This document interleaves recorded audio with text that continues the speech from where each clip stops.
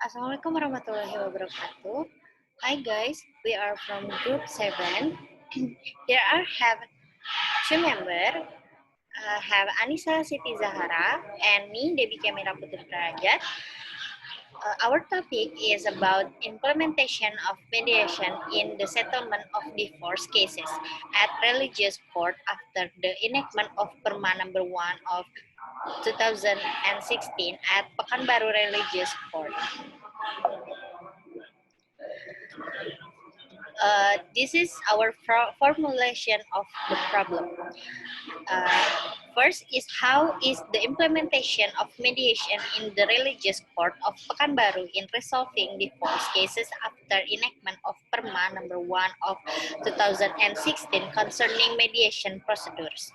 Second is what are the obstacles faced by the mediator judge in implementing mediation for resolving divorce cases after the enactment of PERMA number 1 of 2016. Implementation of mediation in the religious court of Pekanbaru in resolving divorce cases after the enactment of PERMA number 1 of 2016 concerning mediation procedures. Mediation is a form of alternative dispute resolution that takes place outside of court and involves the use of a neutral third party, also known as a mediator of middleman. In Article 6 of Law number 30 of 1999 concerning arbitration and alternative dispute resolution, that civil dispute of differences of opinion can be resolved by the parties through alternative dispute resolution based on good faith by setting aside litigation in the district court. Especially, the law states that this can be done by setting aside litigation in the district court. The provision included in this article provide a sufficient amount of room for mediation, which includes all legal action that are encompassed by the purview of civil law. Permanent legal force are required to first attempt to settle their dispute through mediation, unless another course of action is specially mandated by this regulation of the Supreme Court.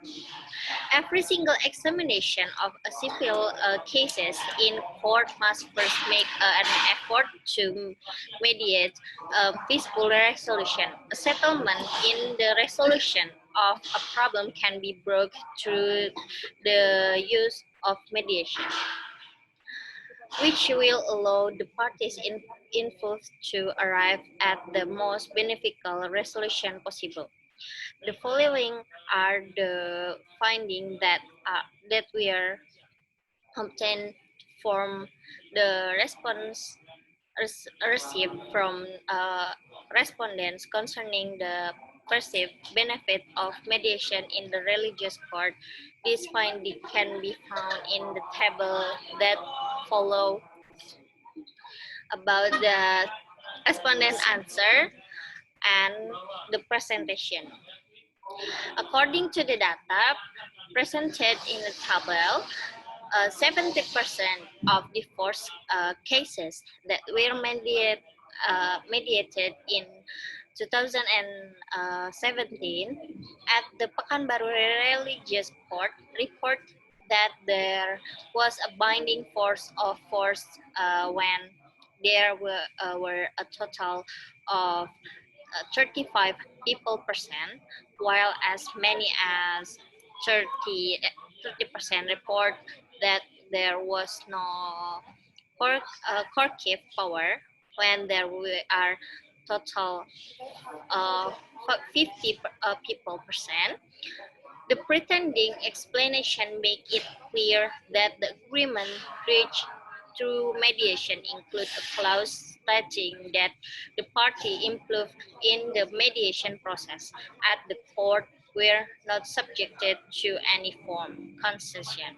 According to what was explained by the mediation judge and the Pekanbaru Religious Court, in this scenario, the decision made the court is considered null and void.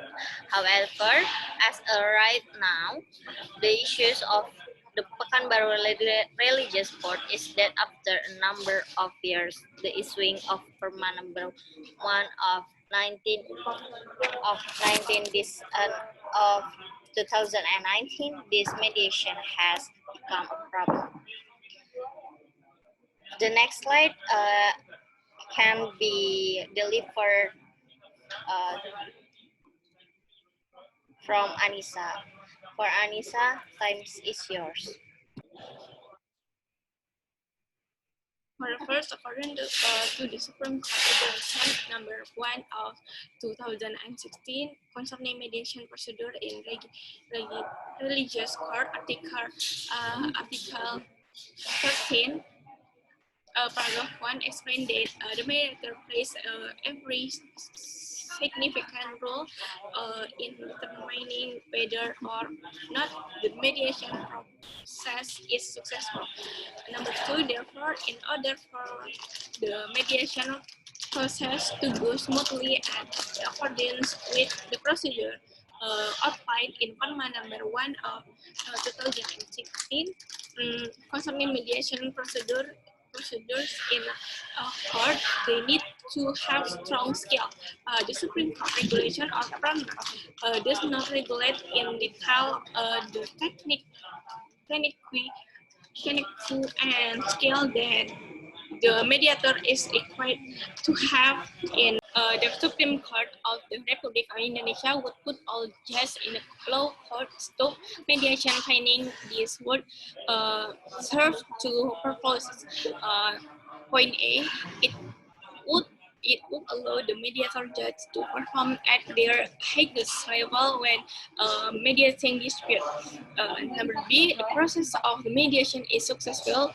A well-trained mediator will have the organizational skill necessary to run a smooth mediation session. Point C, improve the knowledge and abilities of the judge to preside over mediation. It is possible to draw the conclusion that the caliber of the mediator does in fact play a role in determining success of the mediation progress. Okay, point the what are the obstacles faced by the mediator judge in implementing mediation or resolving the first case after the announcement of PERMA number 1 of 2016. Factors that can hinder the process of mediation the first case in a court can be seen from the background of the first case, such as economic problem and infinitely. This can be a factor in the failure of mediation effort because the first case is closely related to the feelings and moods in her that are difficult to forgive and cannot be forced. The success of mediation is strongly influenced by the supporting and inhibiting factors in this implementation. The following are the supporting and inhibiting factor for the success of mediation. Point A, they are mediator ability and then the intention of all parties involved and then education level and then phase of mediation and then deliberation and discussion and then third parties engagement and the last but not least types of the first case. Okay, for the conclusion in our presentation is therefore the implementation of PERMA number 1 of 2016 concerning mediation procedure in court in resolving the first case at Pekanbaru Religious Court can be said that to be ineffective because there are very few successful and resolved mediation. Of the many diverse cases that have entered the Pekanbaru Religious Court, none of the mediation have been successfully enough that the divorce rate is increasing. To prevent an increase in the divorce rate, it is better if the judge as a mediator in court when conducting mediation provides motivation for the parties whose hurt as psychologically emotional then in order to make what's related to the interests of child because husband and wife will definitely return to the position of their heart when considering an interest of their children. The impact of divorce on children is such as drug abuse, genetically the delinquency and promiscuity. Even though they still dedicate to divorce where there will be consequence related to the care of minor and joint assets that need to be mediated. The practice are mediated so that they can think about divorce then and throw away their parents' egoism for the sake and of the child interest so that they can get along again. Okay, that's all our presentation for today. Thank you guys.